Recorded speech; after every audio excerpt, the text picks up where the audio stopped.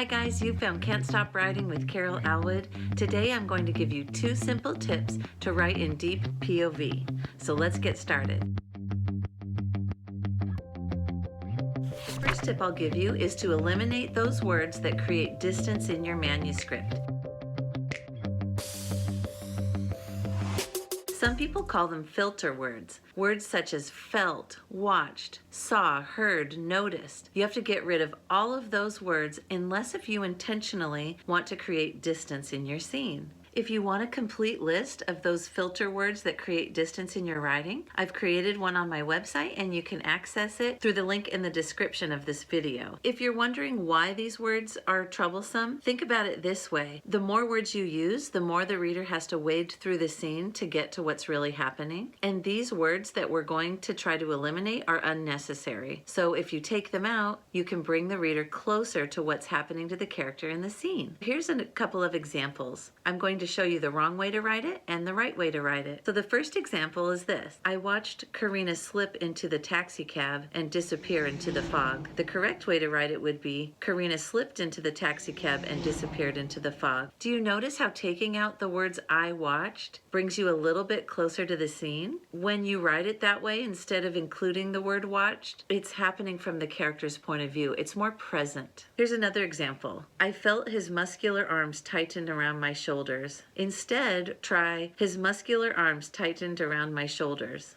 And a third example. I saw the bright lights and my eyes widened. Instead, you could write, my eyes widened at the bright lights. By taking out these words, you bring the reader that much closer to the scene. The second tip I have for you is consider what it's like to be in your character's shoes. Literally try to be there in your mind, either close your eyes or just think about it. What's it like to stand in your character's shoes?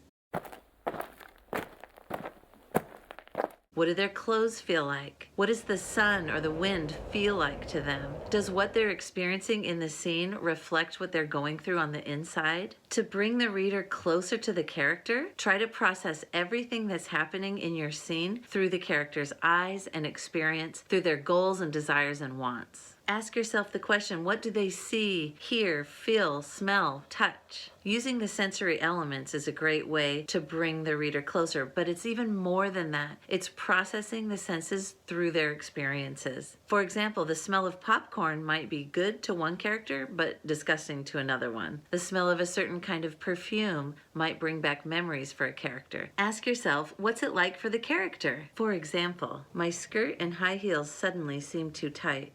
What was I thinking? Apparently business casual in this rundown town means jeans and t-shirts.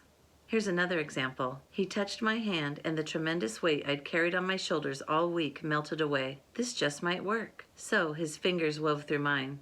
So happiness flowed through me, tingling my spine and brightening my insides. With those 2 tips, you can start writing with a deeper point of view today. I hope you'll like this video and subscribe for more videos like these. Happy writing, my friends!